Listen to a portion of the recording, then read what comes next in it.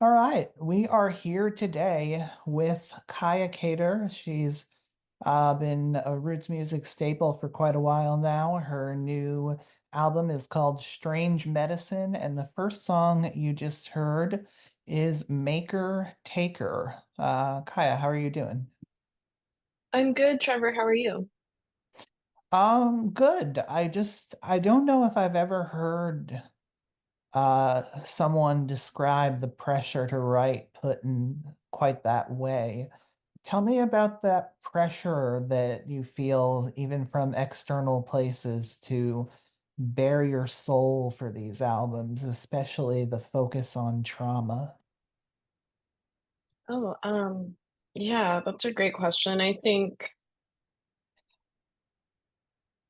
as songwriters, a lot of us maybe grow up subscribing to the lore of our favorite songwriters, for example, like Elliott Smith or Kurt Cobain or um, Joni Mitchell or Nina Simone or like people who inspire us, and then we read about them and the trauma that they went through, and sometimes ending in like really devastating ways. um and there's this feeling, at least for me, there was this feeling of like, oh well, if I want to write a song like Both Sides Now, Clouds, like I have to go through like a bunch of, I have to put myself through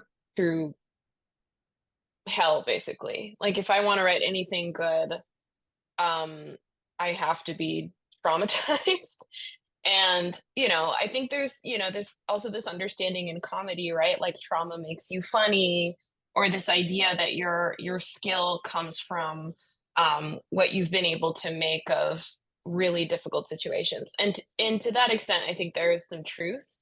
But I was just getting tired of my own self kind of believing in that, and also, on this cusp of like my late 20s, when I was starting to have to deal with my beliefs, my, whatever trauma I went through, and did I really want to write about it, and did I really want to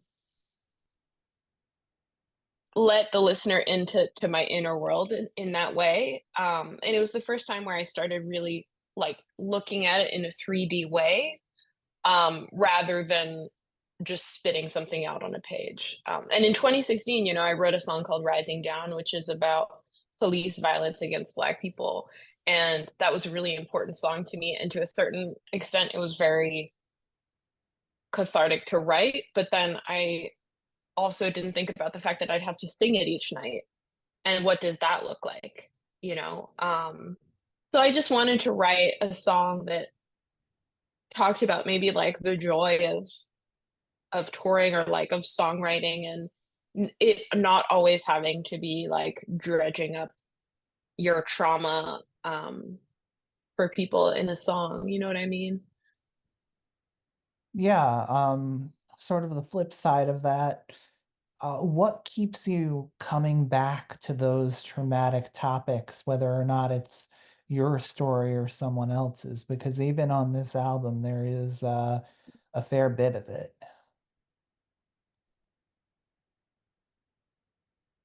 I think the more air I can give, or the more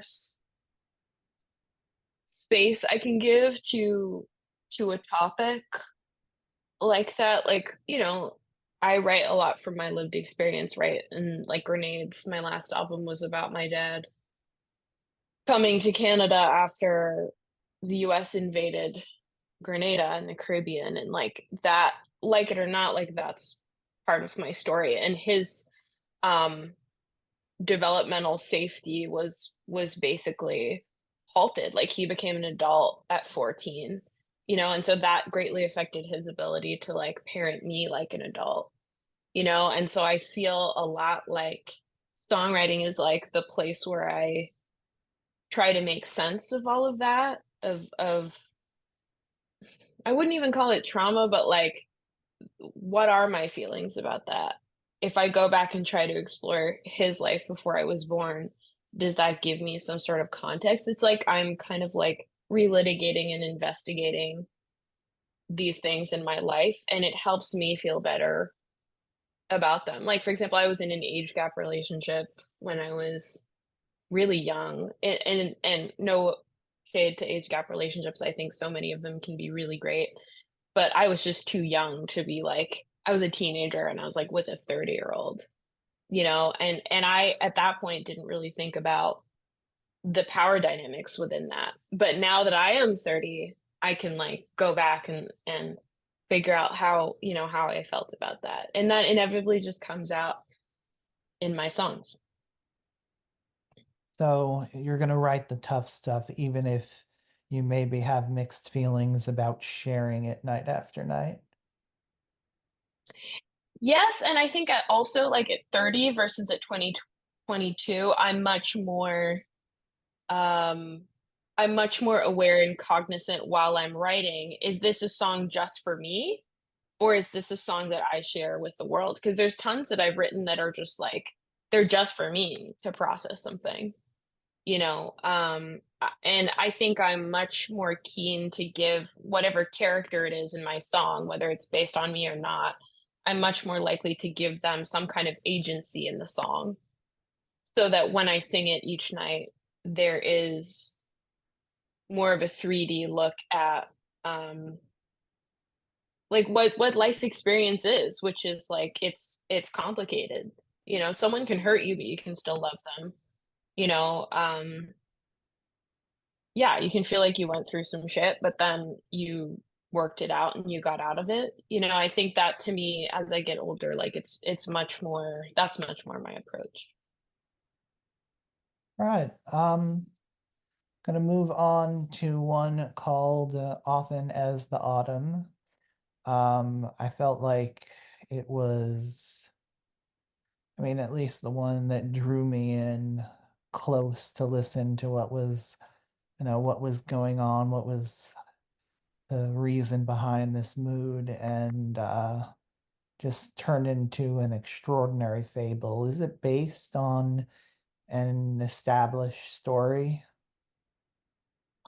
Yeah, it's based on a ghost story from West Virginia. I think the ghost story is called A Strange Creature. And I can send you the book. You can buy it.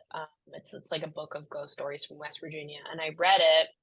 Um, and it starts off with three men in a cabin, and then they hear this thing outside, and they go and they take their guns and they try to like shoot it, and they think that it's dead, but then or it sort of disappears, and so they think that they've scared it off or something, or it's dying in the woods, and then it comes back, and it's sort of this like haunting, um, in these phases, and then the story just kind of ends. Like there's no real conclusion to what this creature is or what it means. And so I looked at the story and I was like, oh man, this could be such a good allegory for so many things.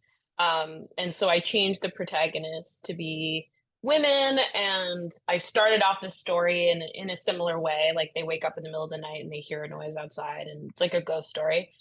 Um, but I wanted them to confront the creature to figure out what it is. And it ends up being whatever you want it to be. It's either death, or it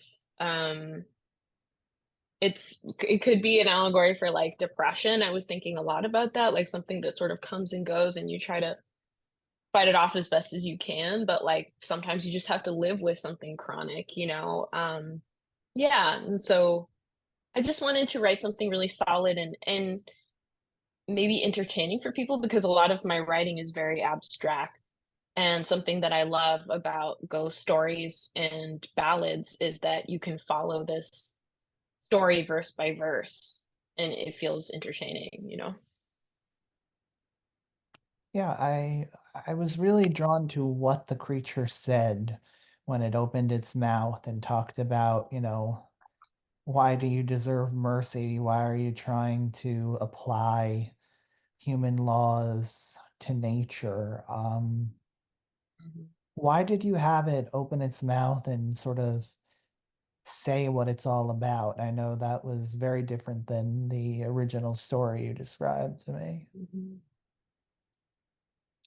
Well, I mean, I think at that point, we were, like, 3 years deep into the pandemic, and I was 26 when the pandemic hit, and I had all these plans, right? And I felt like it was so unfair that um, that there was so much death all of a sudden all around me. I was in New York when the pandemic started, and I remember seeing images of the trucks and everything, and